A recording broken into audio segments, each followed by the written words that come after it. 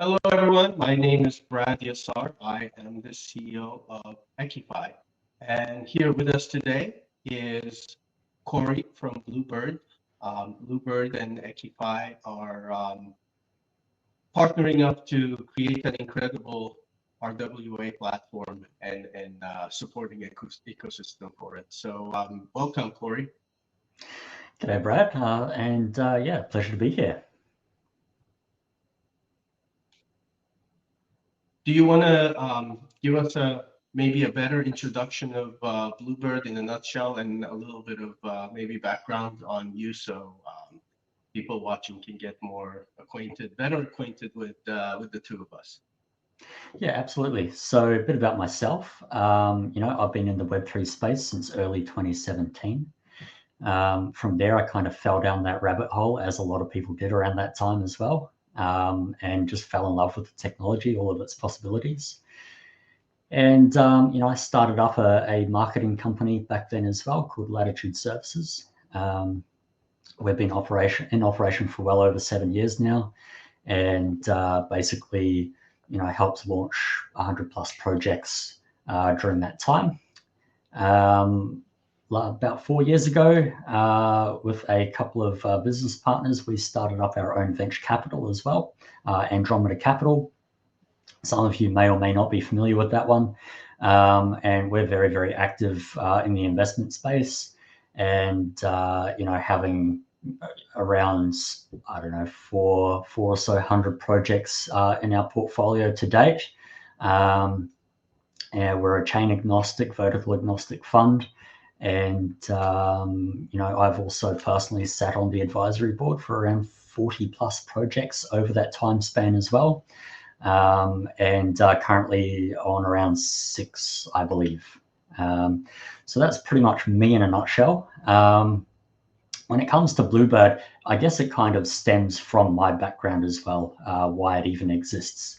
So I've helped a lot of projects on the founders side, and I've helped a lot of projects from the VC and the investment side. And what happened was there was a lot of issues that we kind of seen continually arising for both investors and founders. We had looked for a lot of different tool sets out there to help solve said issues. The ones that we found, they didn't really do a complete job. They might have solved one or two of those minor issues, but they didn't really, come full circle and really assist everybody in the entire, chain of launching a project up until deployment of their, their application or their service. So what Blubird is and does essentially, at least in its initial launch, it will take a founder through their tokenomics. It will take them through their cap table. It will allow them to do what we call a value add raise, where they can help fill out their pre-seed, seed, and private rounds with participants that reside on our investor portal, which essentially allows them to look at their value add. They can then, see whether or not they bring enough value to that project specifically, and it's not just dumb money. Because as a lot of us know in this space, there's a lot of money around, and a lot of it's just dumb money. It doesn't actually bring value to a project.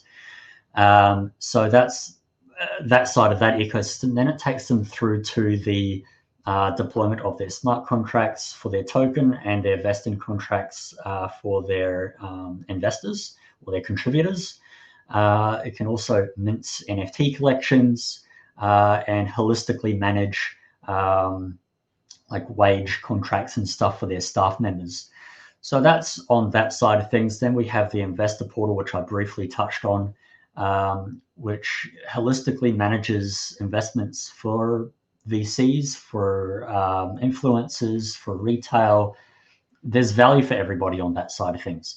So without going too much into the detail of it all, you as an investor would be able to request investments in those private and pre-sales. We're not a launch pad. We don't do public facing launches. It is, for those KYC'd and accredited investors. But then we have our Web2 tooling. So they can do equity rounds on the investor side as well. That might have a token warrant or a token grant. And same goes for back onto the project side. They can manage their equity cap table seamlessly with their Web3 cap table. So, for example, as a team, you might offer some of your team members 5 or a couple of percent of equity, and they might get, between 0.1 to 1% of total supply of their tokens. Now, traditionally, you can't manage that under one roof. You've got to do that in separate applications. It becomes messy, and the cap tables just end up a mess. So we can solve that entire issue right there. So that's kind of it, and the immediate it in a nutshell. We also have a lot going on with RWAs when it comes to our RWA asset management suite and the RWA marketplace, which is, for lack of a better term, a lot like OpenSea, but for real world assets, and they are vetted listings, so not anybody can just list their assets and potentially scam people. They have to be verified and vetted listings. So that's kind of it in a nutshell. There's a lot more to it, but I don't want to take up this entire slot here talking about us. I'm sure people would love to hear more about EQIFi and what you guys are doing, who are perhaps tuning in for the first time as well. Yeah, I was just gonna say, for those viewers who haven't heard of EQIFi, but maybe know that we're a neobank, and who are wondering what does an investment launch platform and a bank are doing together. The idea behind EQIFi, the genesis, was bridging traditional finance with decentralized finance. We saw that DeFi was the future, but at the same time, without connecting DeFi to TradFi and to the existing rails, we didn't think the transition would be as practical or manageable as everyone thought it would be. Because the idea that we're gonna break everything and then rebuild from scratch with this new ideas and new structures, and it's gonna work seamlessly with everything that preceded it, is a bit naive. So for those who may not be really familiar with EQIFi, we're a neobank. We launched 2.5 years ago, and for the sole purpose of bringing digital assets into traditional users' lives, because we saw that there's a huge technological hurdle for a lot of the people who are interested in these products and who hear about the returns and the ease of use and practical applications, but they don't know how to set up a wallet, or they don't know how to acquire digital assets in the first place. So it was our way of saying, we're going to bring a fully licensed, regulated bank into the digital asset space natively and bridge the gap between the two. And with the launch of Blubird, I think that vision is coming together even further down the line, because I remember us talking about Blubird at the idea stage, inception stage, and the first thing that I thought, that I wondered to myself, was, do they have a banking partner? How is the fiat on-ramp, off-ramp going to work? Because as of today, we're not able to just exist with cryptocurrencies or digital assets. I mean, there are certain things that you can use those for and transact, and it works flawlessly. I mean, it's faster, cheaper, better than any other system. But there are other things like paying your rent and buying a car and things like that are not easily done with just cryptocurrencies. same as in the situation of a launch, a company launch, product launch, token launch on a platform. Once you do the launch, what do you do with the resources you accumulated, gathered? And as you explained, Blubird solves both sides of that, both the accumulation side, getting everyone together to support a project, but also the further distribution and communication aspects. And together, Corey and I thought the most interesting thing would be to bring fiat in and bank accounts into that ecosystem too, and have a holistic approach, a whole package that the users on the platform can benefit from. So instead of taking care of their initial offering and having some crypto and having tokens to distribute and wondering how are we going to hire people, now they can make fiat payments seamlessly because they had a successful launch and they're working with a platform that's embedded with a bank. But the most important, I think, aspect of the partnership, and as well as for all of this to work, is regulation. I know there are going to be viewers who are going to feel very adverse. You know, we don't want regulation. We believe in code kind of approach. But at the end of the day, you know, for human beings to trust each other, especially early on when we're strangers, it helps to have a common framework, understanding of what you're going to do if I do something. If I say, Corey, I'm going to give you $5, and you tell me, Brad, for your $5, I'm going to give you 50 tokens, I want to know that you're going to do that after I take care of my side of the deal. So I look at regulation not as this evil, oppressive force that has to ruin everything for us, but more as an infrastructure, a framework that allows us to trust new friends, new business partners easier because we know we have the same understanding. And that means, you know, having regulation in CFI and DeFi and CDFi and TradFi, and ideally those regulations globally being compatible. So what are, you know, your thoughts, your position? I know we talked a little bit about it, but for our viewers, Corey, where does Blubird stand and how are we going to use this to our advantage? Yeah, so I think, you know, there's two facets to that, I think. So there's the founder side, and when they raise funds in Web3, oftentimes how they're going to get those funds out into the real world, so to speak, it's an afterthought. They don't necessarily plan that up front, and, you know, they're sometimes raising, you know, tens of millions of dollars. You know, the average raise is around, you know, $2 to $3 million, which is still that's a lot of money. But then you get some of these larger ones, which are, you know, 10 to 30 to 50.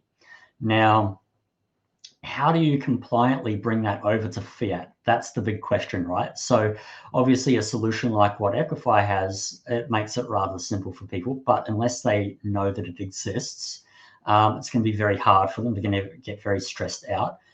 And oftentimes leads them to be doing something that is frowned upon by, you know, other regulators in certain jurisdictions, purely because they don't know of any other way. Similarly with investors, you know, they might make a ton of money and okay, but now what? How do they spend that? Oftentimes, you know, like in Australia, for example, our banks don't like crypto at all. If you're a business, if you're, you know, as an investor, operate as a business, and you're operating in Web3, you're going to get debanked very quickly. You know, unless you are kind of detached from Web3 in a very tricky way, which we've had to navigate for some of our clients as well. You know, it's a fine line and you risk losing your funds because at the end of the day, they give you oftentimes, you know, 48 hours or 72 hours to get your funds out before they shut that account. Where do they go if you've got nowhere to put them? You're kind of screwed at that point, to be honest. So, it's often an afterthought, going back to what you asked. And, with our system, the aim is to kind of put that at the forefront of people's minds as they're going through the process of, a founder setting up their project and deploying, raising capital, all of that. It'll be at the forefront. And very holistically as well, like you said, it's not going to be an in-your-face type scenario. It's more along the lines of, I guess, for lack of a better term, like a founder's checklist, right? Like, have you set this up? Is this something that you're ready to, take on? You're starting your fundraising phase. Do you have these things ready? And banking is going to be at the top of that list, purely because they can't pay their rent, right? Their landlord isn't going to be paying, taking stable coins to pay the rent for their office building, or for developers or anything like that. Some developers will take Web3, yes, but then you run into issues. Some jurisdictions, you can't claim that back on tax if you pay employees in Web3. So there's a lot of other issues on that front. For investors, I mean, they want to buy stuff. Why make money if you can't spend it and buy things in the real world? It's a lot of the times you might want to travel, you might want to buy a house, the coveted Lambo, right? That everyone's after in Web3. So with that banking layer, in our system, we're putting that in front of people's eyeballs where it otherwise wouldn't have been, in a way that makes sense to them. So I think that's really going to open up a lot of doors for these individuals, first and foremost.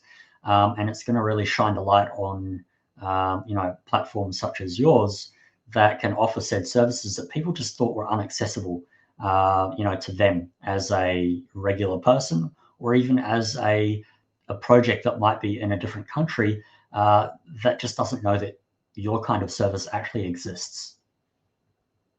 Yeah, I had an interesting conversation with our compliance officer about the couple clients coming on board just the other day. And he had some really wise words for everyone. He said, it's important to talk to an attorney and understand the legal environment that you're launching your company in before you launch it, rather than after you launch it, because sometimes we get these inquiries and the are we compliant question is an afterthought. They only ask themselves after they see the application process for the bank, and they look at it and they say, well, you're asking for a license here.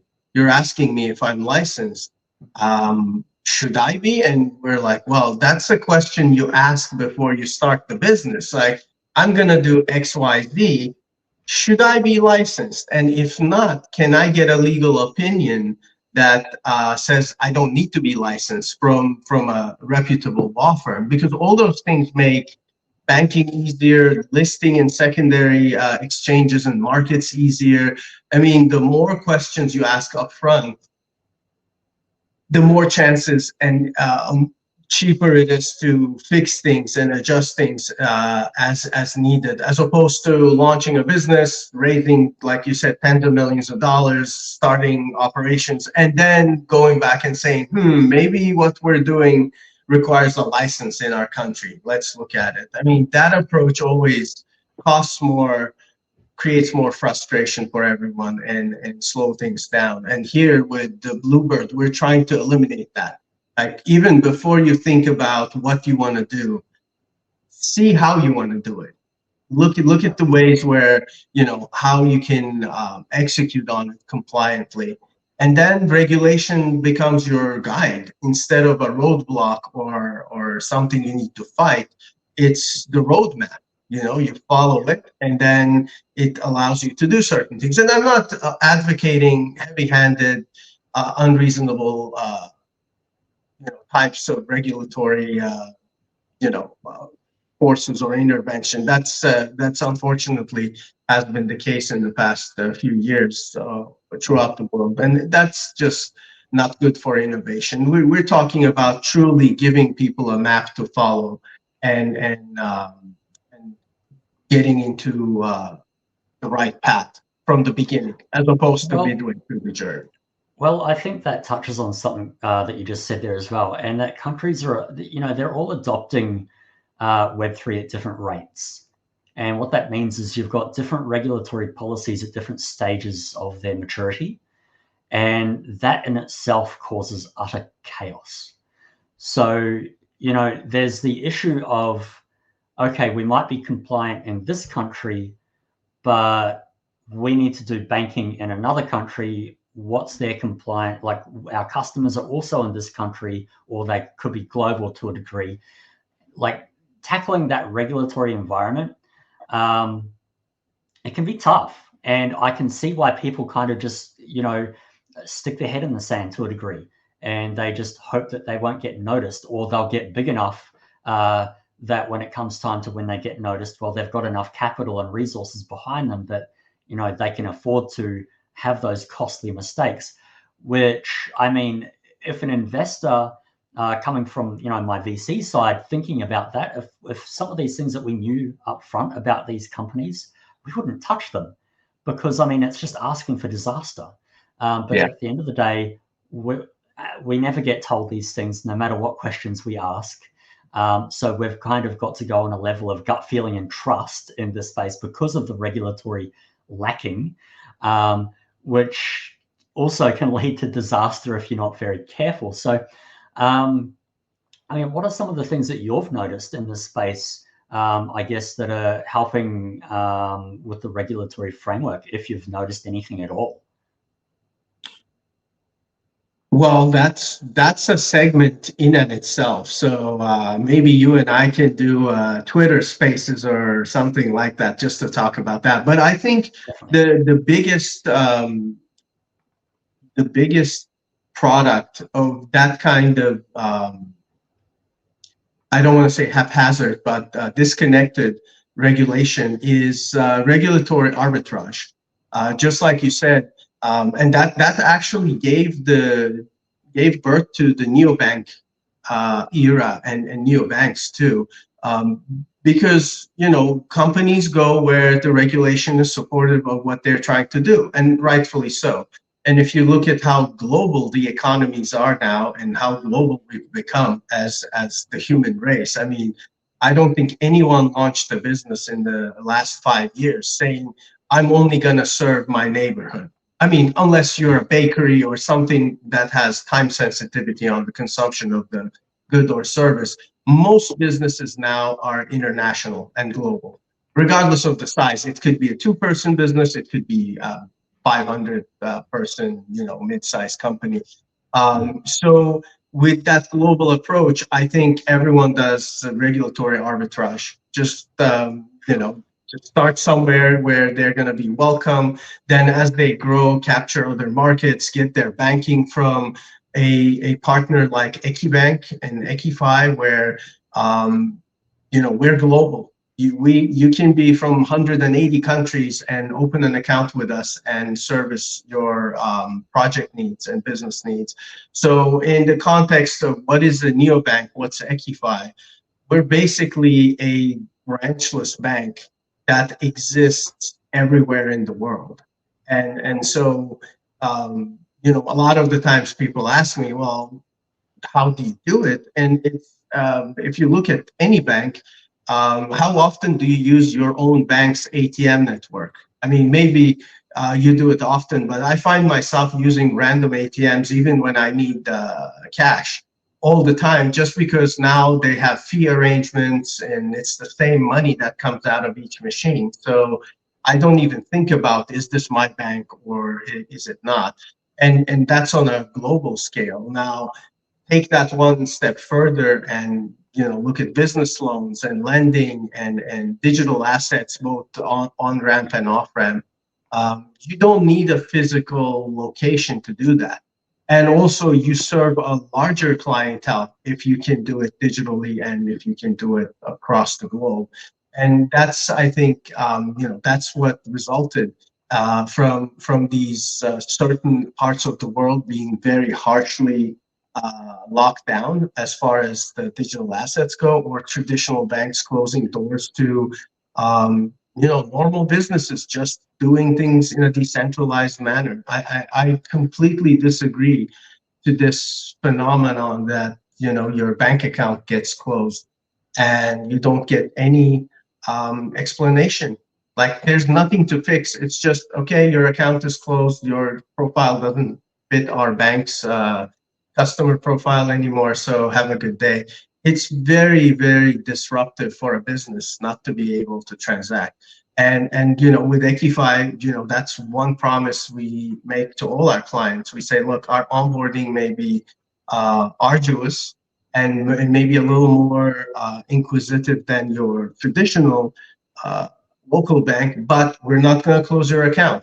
You can raise $10 million in a token sale. We're going to help you. You can do $100 million OTC transaction. We're still going to help you. And that's what's going to fuel Web3 companies. That is the core. If we don't establish and secure the financial pipelines, which Bitcoin and Ethereum and several other blockchains did to a certain extent, but without the connection to traditional rails, it's still a huge handicap for those businesses. Do you also feel that there's at least in the very early stages of neobank, banks popping up, there was a bit of a stigma surrounding them as like, I wouldn't say scammy, but because they're not as well known as or trusted as the, 100-year-old banks, the 5 big banks in Australia and the big ones in the US and things like that. So, what are some of the hurdles maybe that you have had to face and just breaking down those stigmas and really just educating your customer base as to why it is indeed not just a better choice, but a lot safer for Web3 as well? Well, you said it in the last part of your question. I mean, it's education. We had this issue with cryptocurrencies and digital assets from day one. It's very early, so it's the same scenario with neobanks and digital banks. The trust goes as far as your systems are working and people can access their money.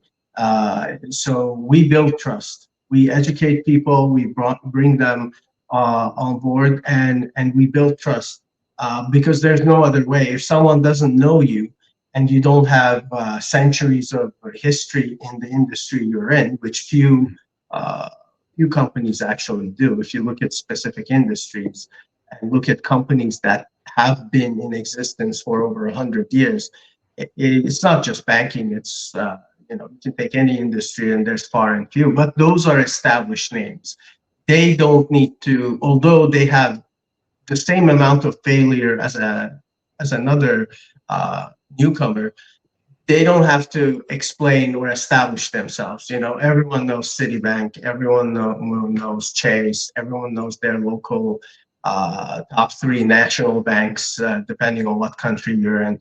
The challenge for us has been letting people know that we exist, and then finding the right audience for our products and services, because our solutions work really well for Web3 companies, but if you're the corner bakery, you don't need us. You can go to the credit union, get your line of credit, buy your good supplies, make your goods, sell them, use the local processor for your card sales, and you're good, right? And all of those things became so commoditized in the last 10 years that it's almost free to the users.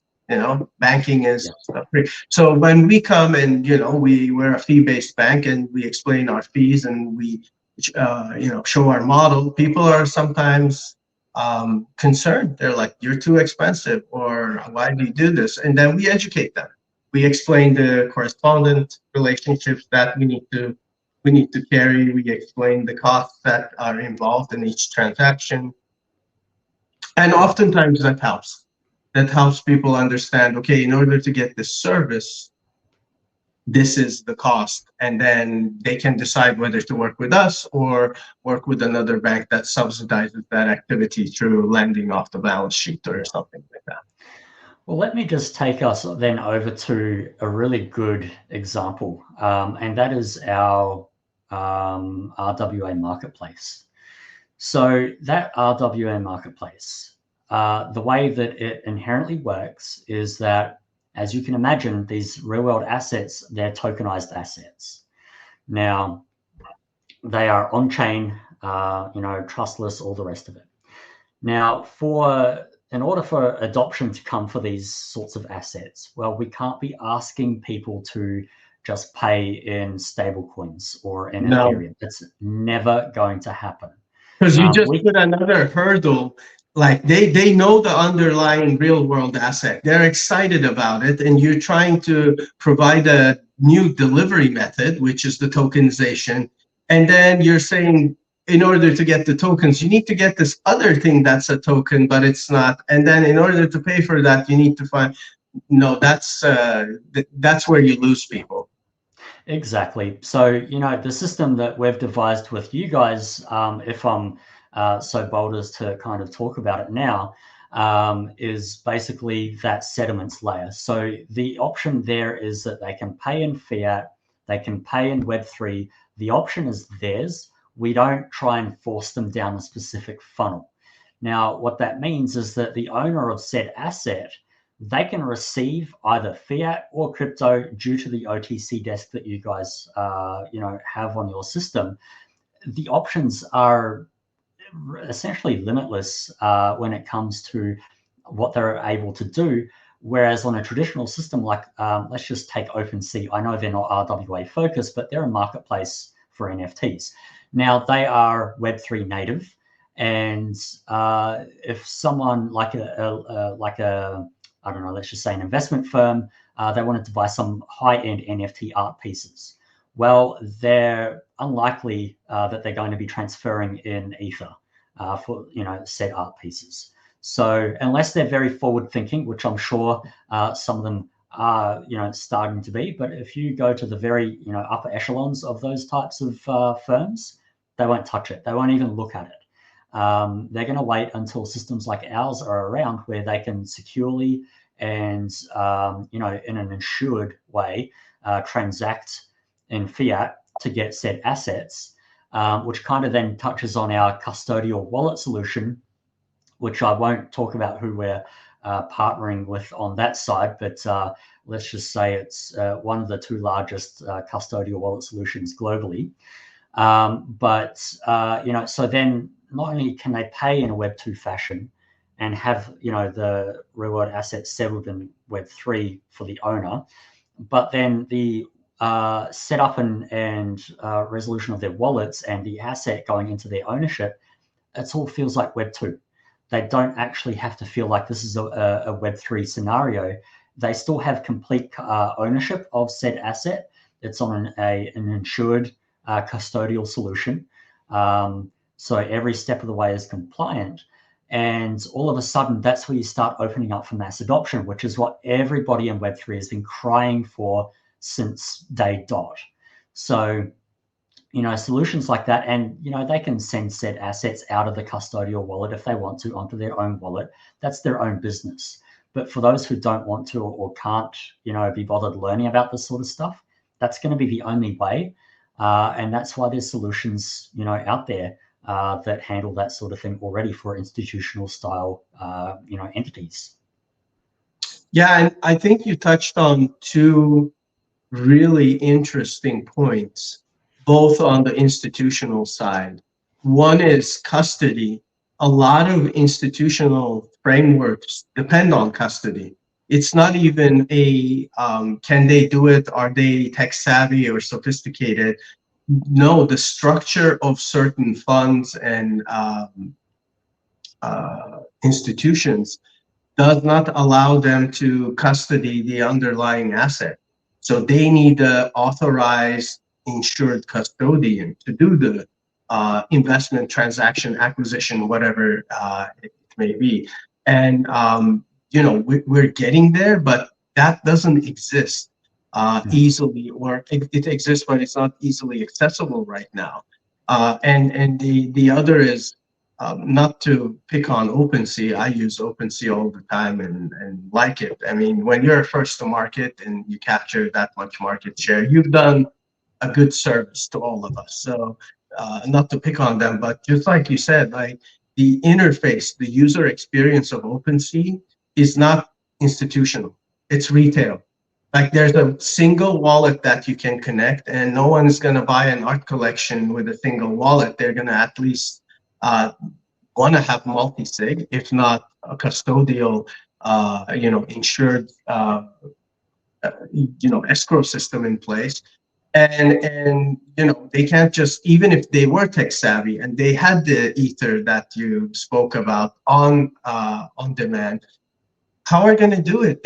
Are they going to give it to a single member of that organization to go on OpenSea and connect the wallet and purchase the collection? I mean, if you look at just the mechanics of it, it's very retail, and there's nothing wrong with it. It works for retail users, hence the valuation and the successes they've seen. But in order to mature and in order to do better integrated into society, we need to have all categories. We need to have the retail solution that's easy and accessible and streamlined. We need to have the commercial that allows for business to business transactions and simplify certain things. And we need to have the institutional, where the same guys who call their brokers and say, go buy 1 million shares of Tesla or 1 million shares of Microsoft, can say, go buy, $1 million worth of Bitcoin or Ethereum. And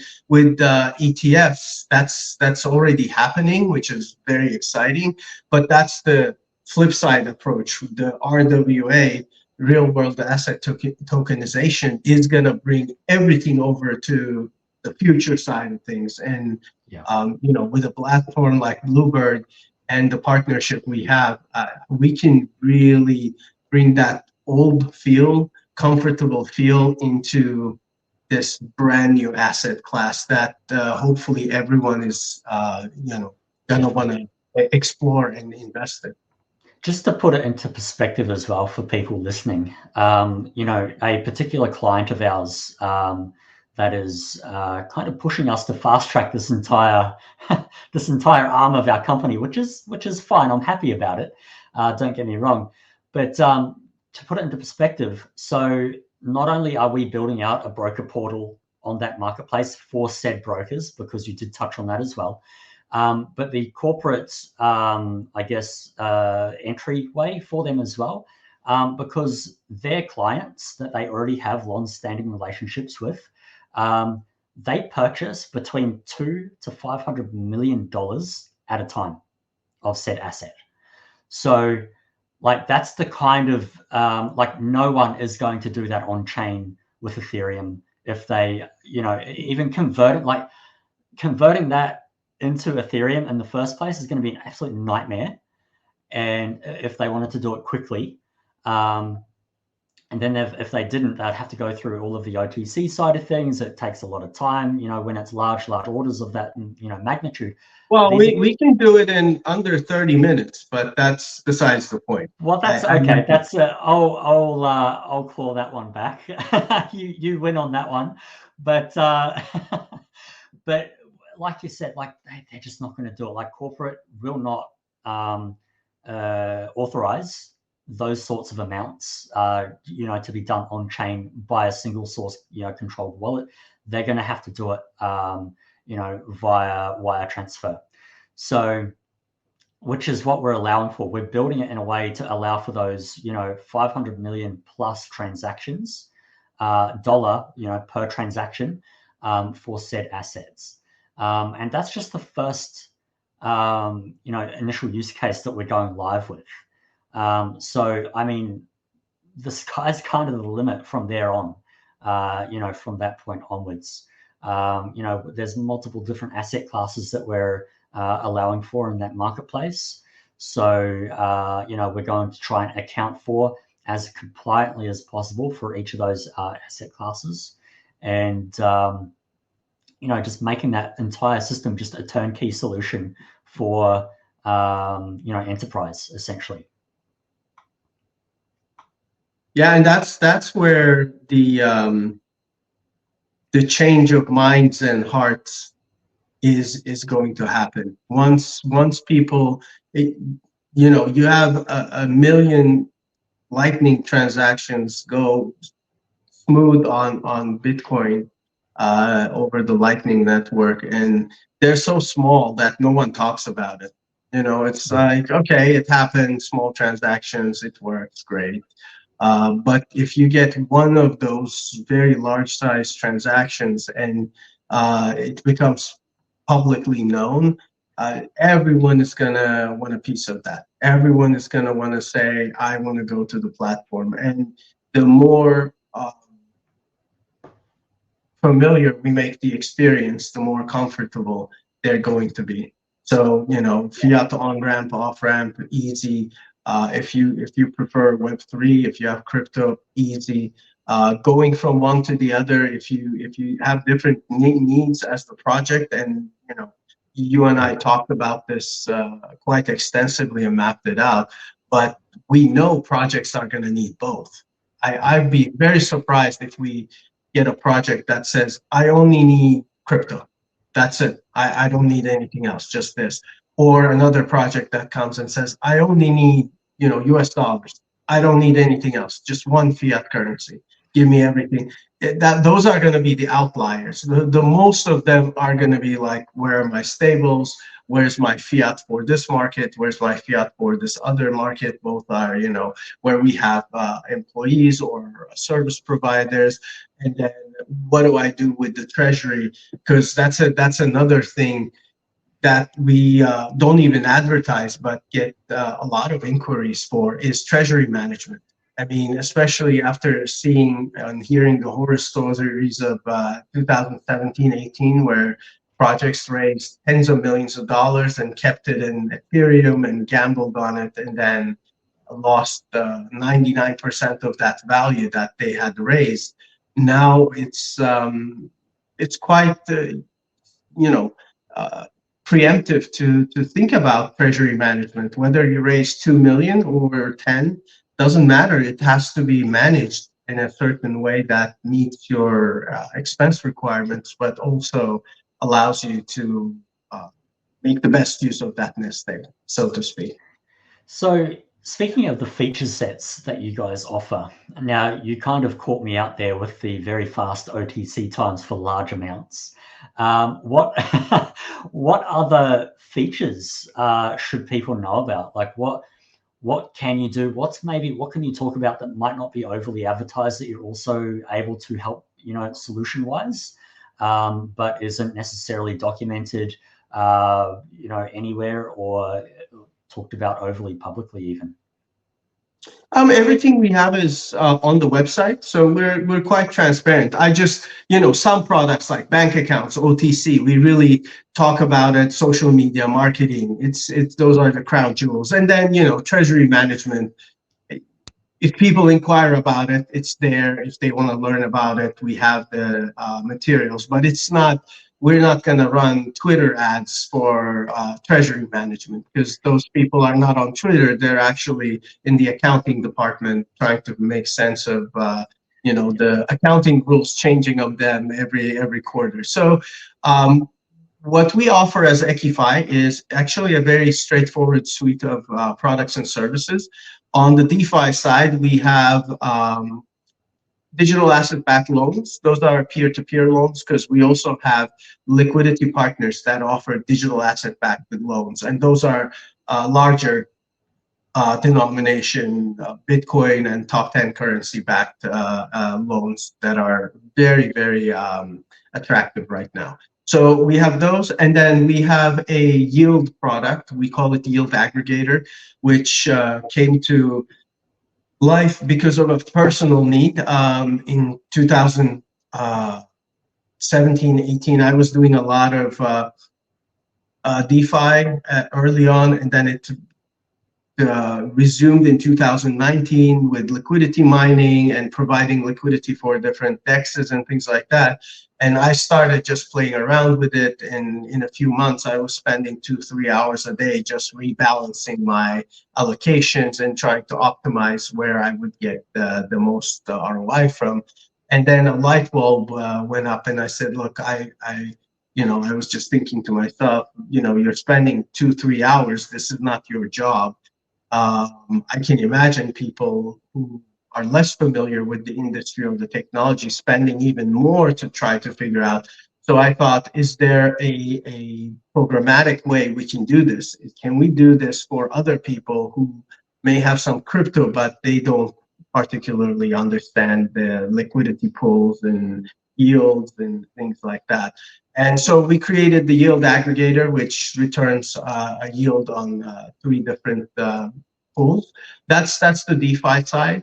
On the traditional side of things, that's where the biggest service to all digital asset companies, Web3 companies, brokerages, OTC desks comes from. We offer bank accounts, which is multiple denominations, so you can have different currencies in there. With the bank accounts, we offer cards. We also offer standalone cards where you can go directly from an OTC transfer or a wire to a card without having a bank account. And the difference is technical in banking terms, but it's important because one, you have a bank account, the other, you just have the card. And you can, go directly to that card. And then we have the OTC desk to bring the two of them together. Now, this is the core functionality that we think is the most useful for most businesses. On top of it, we do treasury management. We offer escrow services. We can do payroll and a hybrid payroll, some fiat, some stable, some fiat, some crypto. So we try to cover as much of a business's need as possible. We do not do payroll processing, payments processing so far, but we have partners for that.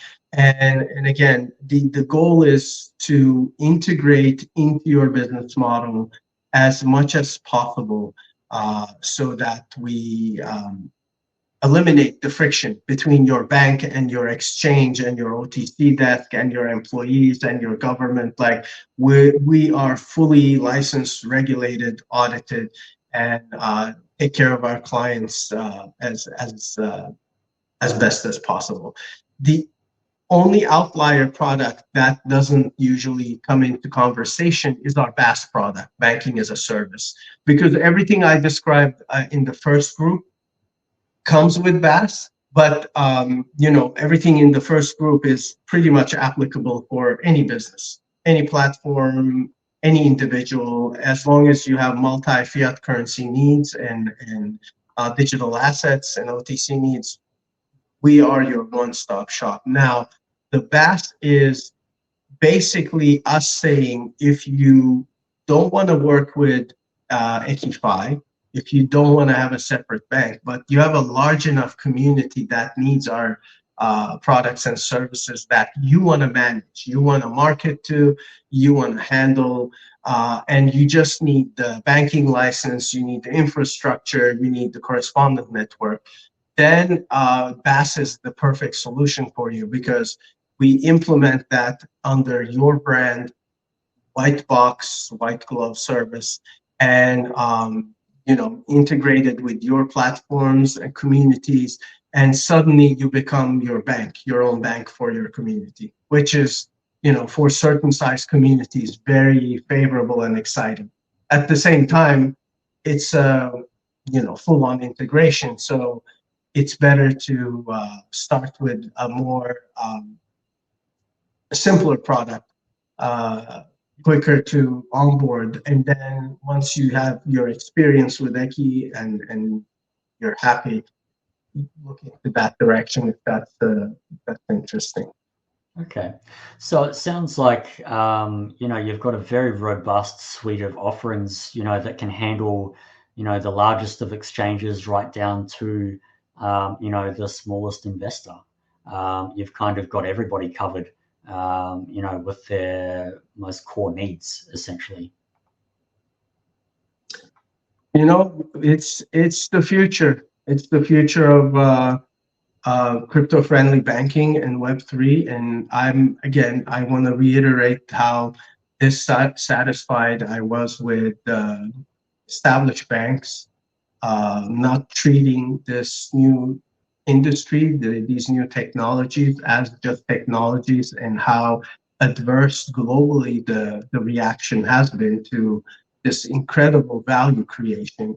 So we wanted to address that, and we're getting there. It's a long journey. There's a lot of education and a lot of hand-holding needed, and we're at a point this year that we feel good about it.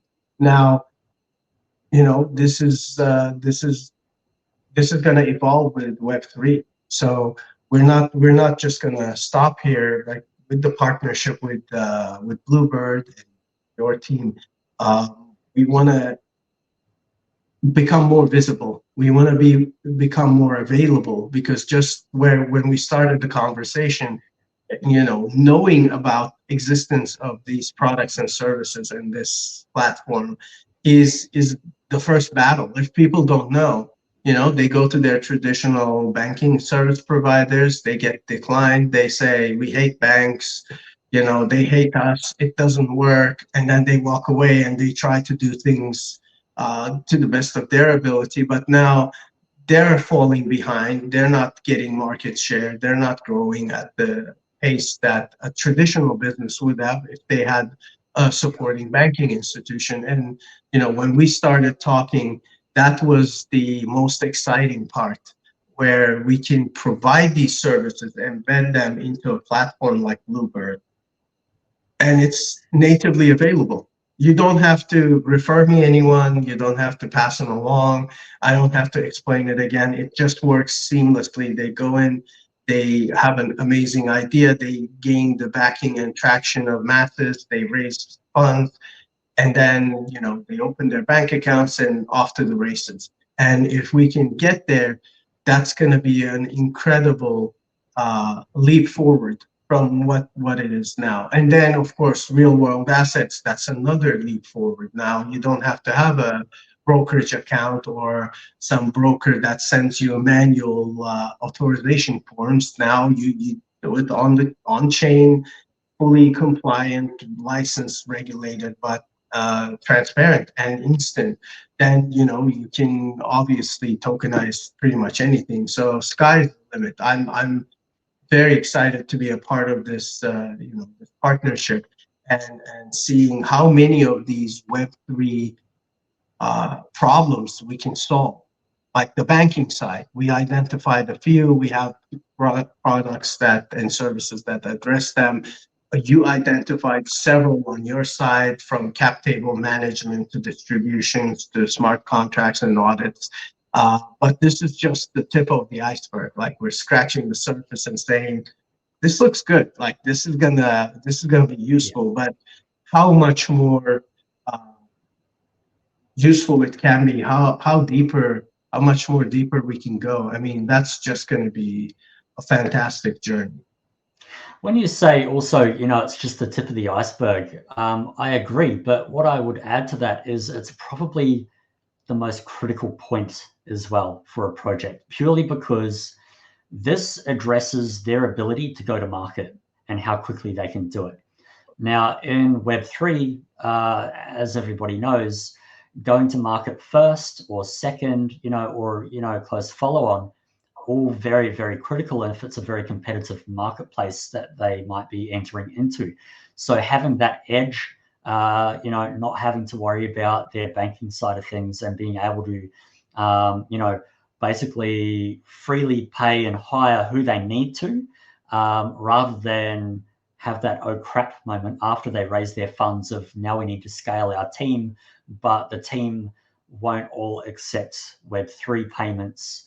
Now what, kind of thing. And that can really stall a project's growth, or it can make them force them to hire subpar talent purely because they've only got the ability to hire from a certain talent pool that will accept Web3. So I'm not saying that Web3 has bad talent, but it certainly does limit the talent pool. Being honest, we've got some of the best talent in the world in the Web3 space, but they're also very tied up on a lot of projects. So oftentimes we need to source new talent as this industry grows and, from that Web2 sector. And you try to tell someone who's just come from working at a bank or working from a large, Fortune 500 company that they have to be accepting wages in crypto, they're going to laugh at you. So, well, some will laugh. Some are a bit, again, forward thinking. I'm just kind of stereotypically painting a brush here, but it's kind of, you get the gist that I'm getting at here. This is the solution that really opens the door for the project to grow. Yeah, I mean, when I said the tip of the iceberg, we all know from Titanic how important the tip of the iceberg is. If you miss that, the rest comes falling at you as a surprise, and we don't want that. No, these key bridges, and I think I described EQIFi as a bridge for the first year of its existence. And, I do the same thing in a heartbeat for Blubird. It's a bridge. These are very important infrastructure projects. When you have these established known brands providing these services, we can't even fathom what people are going to create on top of Blubird platform. I mean, they can tokenize a real world asset you and I never heard of and revolutionize that industry, that part of the ecosystem. They can launch businesses and projects and platforms that, again, we haven't thought of, but that become possible because the infrastructure is there. Like, it lifts them up, then they start building on top of it. So the crucial nature and the timing of it is very important. And again, I think these things have to exist for further innovation, further integration, further adoption to happen. Because again, you can't hire someone from the central bank or from Amazon or anywhere like that offering them tokens. They're just going to laugh, like you said, and say, oh, okay, you keep looking. But that's the talent we need to suck into our industry. Yes, there are incredibly talented, incredibly smart people, but you said it yourself, they're busy. They're at capacity.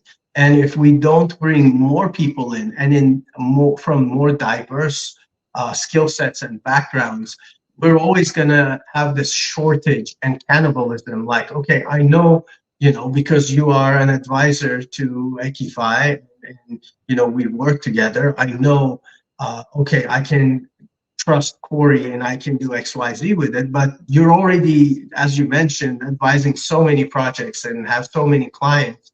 You may not have the bandwidth for my next project. And then maybe the person who would be incredible but is working at Match.com or Bumble is not available to us because they don't understand any of this. So the more we can bridge that and educate and suck that talent in, the faster all of blockchain and Web3 industry is going to grow as a whole. Definitely. And, just to kind of reiterate what you were saying earlier to that point there, based on our both of our companies, something very kind of astute and smart that one of our investors said to us was that, he said, you guys are selling spades and everybody wants to dig a hole. Now, everybody holes, the hole that they're digging might be different shape, different size, different depth. But at the end of the day, everybody needs to dig a hole and you're selling those spades. And it's the same for EQIFi as well. Everybody needs banking.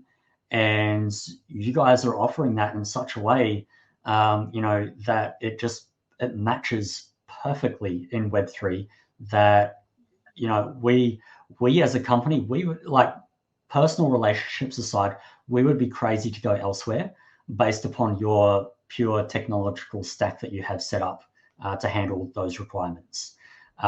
So, it's, the perfect match, so to speak. Well, thank you, Corey. Those are very kind words, and our technology, will get better. Everything, this is an evolutionary thing. It's opposite of my other favorite thing in life, which is food. Like with food and culinary industry, once you nail something and once you know it works, you don't want to change it. That's why we pass on recipes generations to generations, and you have these incredibly delicious dishes that have not changed in 60 years, 100 years, 200 years, and they're delicious. With technology and with what we're doing, we want to evolve EQIFi into whatever it needs to be next, however it's going to serve the needs of the industry as a whole and bring more people in. So it's, it's an exciting journey. I think we're towards the end of our time. So do you have any closing remarks, anything you want to share before we log off, other than our upcoming X Spaces, formerly known as Twitter, that's up and coming. We don't have a date yet, but that's hopefully going to be very fun too. Yeah, definitely. So aside from that, coming up at a date yet to be decided, we have our product launching this month. So near the end of this month, our token will be going live. And also the core application, the very first MVP, we're onboarding our first clients through that process. So that's going to be very, very exciting for us. So I guess it's maybe not so much for anyone, anything for anyone to do per se, but if they're interested, they can definitely keep an eye on us on our Twitter, X, my mistake, still not used to calling it X.